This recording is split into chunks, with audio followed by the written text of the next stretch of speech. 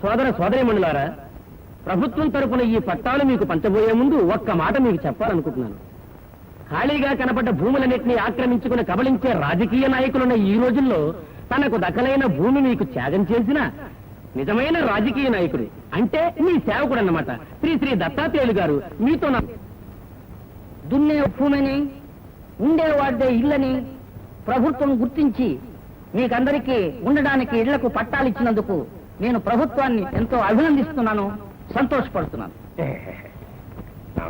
చెప్పండి కథలో. కానీ మేతనివ్వకుండా గేదనివ్వడం ఎంత దండగో, ఇల్లు కట్టుకోవడానికి డబ్బు ఇవ్వకుండా స్థలం ఇవ్వడం కూడా అంతే దండుగా. అలాగని అన్నింటికీ మనం ప్రభుత్వం మీద ఆధారపడకూడదు. మన కృషి కూడా ఉండాలి. ఉన్నవాడు లేనివాడికి సహాయం చేయాలి. అందుచేత ఏదో ఉత్తాభక్తిగా మీకందరికీ ఇల్లు కట్టుకోవడానికి మనిషికో 500 రూపాయలు ఇస్తున్నానని చెప్పని మన ఆఫీసర్ సమక్షంలో మన ఎమ్మెల్యే గారి మీద ప్రమాణం చేసి వాగ్దానం చేస్తున్నాం. ఏమిటా తుమ్ముడు వేళాపడ లేకుండా వాగ్దానం ఖాయమనండి. గంగులు, నా మాట విను. ఆ షావుకారుల సాలిగూడులో ఇరుక్కోవద్దు. ఇదంతా పెద్ద పన్నాగం. ఇందులో పన్నాగమే ఉంది. బజార్లో అప్పు కావాలంటే బంగారం కావాలి, బ్యాంకులో అప్పు కావాలంటే ఆస్తులు కావాలి. ఈ రెండు మనకు లేవు. అలాంటిది మన బతుకును చూసి జాలిపడే ఒక పెద్ద మనిషి అప్పిస్తామంటే అతను అనుమానించడం మహా పాపం బాబు. అతను మన మీద చూపించేది జాలి కాదు, అప్పు ఇచ్చి మన కొంపలు కొల్చడానికి చేసే ప్రయత్నం. వడ్డీకి వడ్డీ పెంచి చివరికి మన బ్రతుకుని బజారు పాలు చేస్తాడు. ఇప్పుడు మనం బజార్లో కాక భవనాల్లోనే ఉన్నామంటే పదండి పోదాం. వెళ్ళి అయ్యగారి దగ్గరగా అప్పు తెచ్చుకుందాం. పదండి. అమ్మా భారతి. మీరా? కూర్చోండి. నేనంటే నీకు కోపం గానీ అసహ్యం గానీ లేదా అమ్మా? పూలు పునీతం అయిపోతాయి, ఆ తర్వాటి గతం గతమే. నిజమేనమ్మా. నా గతంలో ఉన్న మలినాన్ని కడిగేసి నాకు ఒక కొత్త బాటను చూపించాడు అర్జున్ బాబు. ఆయన నిజంగా. హలో లక్ష్మి గారు. నమస్కారం బాబు. నమస్కారం, కూర్చోండి. ఎలా ఉంది మీ కొత్త జీవితం? మీరు ప్రసాదించిన ఆ కొత్త జీవితాన్ని మీరే చూసి ఆశీర్వదించమని అడగడానికి వచ్చాను. అలాగా? ఏమంటావు భారతి? మీ ఇష్టం.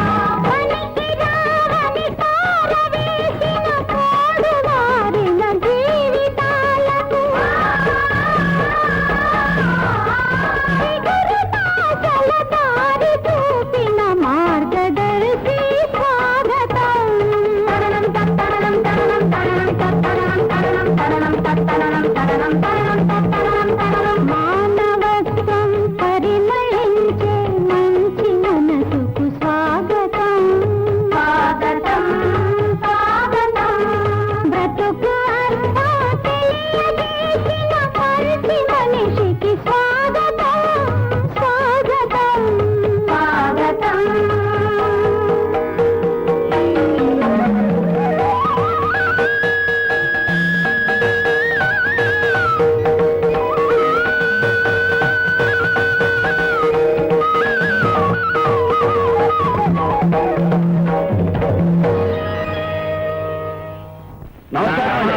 ఏమిటి అందరూ కట్టగట్టుకుని ఇలా వచ్చారు? మా కాలనీకి దత్తాత్రేయ నగర్ పేరు పెట్టుకోవడానికి తమరు అనుమతి కోసం వచ్చామయ్యా. నా పేరు ఎందుకురా? కోట్ల సంపాదన వదులుకొని ప్రజాసేవ కోసం వచ్చిన నాయకులు ఉన్నారు, వాళ్ళ పేరు పెట్టుకోండి. మాటలు చెప్పే నాయకులు మాకెందుకయ్యా? పొలాలు ఇప్పించింది మీరు, ఇల్లు కట్టుకోవడానికి డబ్బులు ఇప్పించింది మీరు, కనుక తమరి పేరే పెట్టుకుంటామయ్యా. నా పేరు ఎందుకు? పోతే నా ఎమ్మెల్యే పదవి రాజీనామా చేసేస్తాం. చేసేవయ్యా, పీడ వదిలిపోతుంది. సార్, పదవి పోతే మళ్ళీ గెలుస్తాననే నమ్మకం లేదు. నా కోసమైనా మీరు ఒప్పేసుకోండి సార్. సరే, మీరు ఇంతగా అడుగుతున్నారు, మా ఎమ్మెల్యే గారు కూడా పట్టుబడుతున్నారు. కానీ చిన్న మనవండి అయ్యా. తెలుసురా, బోర్డు రాయించడానికి డబ్బు కావాలి, వెళ్ళి మా గుమస్తాను అడగండి. అది కాదండి, ప్రారంభోత్సవం కూడా తమ చేతుల మీదుగా జరిగితే బాగుంటుందని. తప్పురా, ఎవరి శిలా విగ్రహాన్ని వాళ్ళు స్థాపించుకోవడం ఎంత తప్పు, ఇది అంతే. ప్రారంభోత్సవానికి ఏ మంత్రినో, ఏ సినిమా యాక్టర్నో, లేకపోతే ఇద్దరు కలిసిన వాళ్ళనో నా ఖర్చుల మీద పిలిపించి ఆ పని పూర్తి చేయిస్తాను. వెళ్ళండి. ఏమిటి నాన్న, మీరు ఆ పేదవాళ్ళకు అప్పులు ఇచ్చి పంచవర్ష ప్రణాళికలు వేస్తే వాళ్ళ అప్పులు ఎగ్గొట్టి శాశ్వతంగా ఉండే శతవర్ష ప్రణాళికలు వేశారు. రే, పేదవాళ్ల కడుపులకు ఆకలి తప్ప బుర్రలకు ఆలోచన ఉండదు. ఈ తతంగం అంతే. మీరు చెప్పేది ఏమిటో నాకేమీ అర్థం కావట్లేదు నాన్న. నీకు అంతకంటే అర్థం కాదు, ఊరుకో. అయ్యగారి పేరు మాత్రం బయట రాకూడదు. అటే గురు.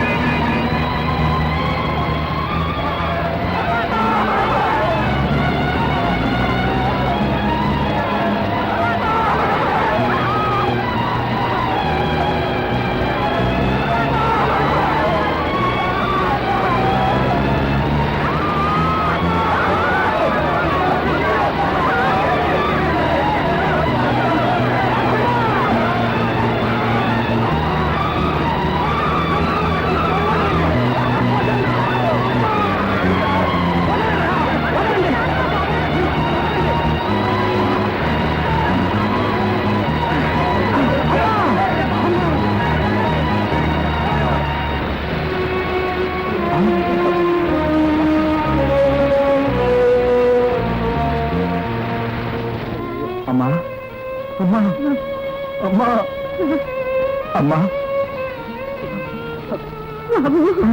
అమ్మా,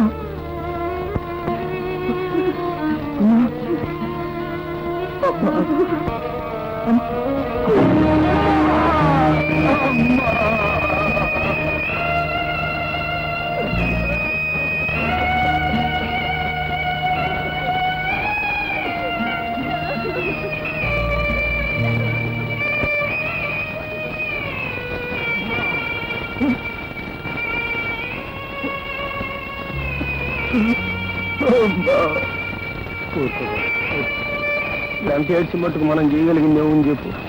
ఊరుకయ్యా. కాదు మామా, నా తల్లి చావు కారణం ఆ దత్తాత్రేయుడే. వాడంతా చూస్తాను, వాడిని తీసుకొచ్చి ఈ మంటల్లోని తగలబెడతాను. భాస్కర్ సార్, నన్ను వెళ్ళనివ్వండి. మండుతున్న ఈ గుడిసెలను, మా గుండెలను వాడి రక్తంతో చల్లార్చాలి. భాస్కర్, ఏమిటి ఉద్రేకం? దత్తాత్రేయుడే ఈ గుడిసెలు తగలబెట్టాడని సాక్ష్యం ఉంది. పేదవాడి ఆకలికి, ఉన్నవాడి దోపిడీకి సాక్ష్యం అక్కర్లేదు. చరిత్రే దానికి సాక్ష్యం. చరిత్రలో మార్చిపోయిన పేజీలే రుజువులు. దత్తాత్రేయుడిని చంపి సాధించేదేమిటి? ఈ ప్రజలకు న్యాయం. భాస్కర్, నా మాట విను. ఉద్రేకంలో తీసుకునే నిర్ణయాలు మంచివి కావు. ముందు జరగవలసింది చూడు.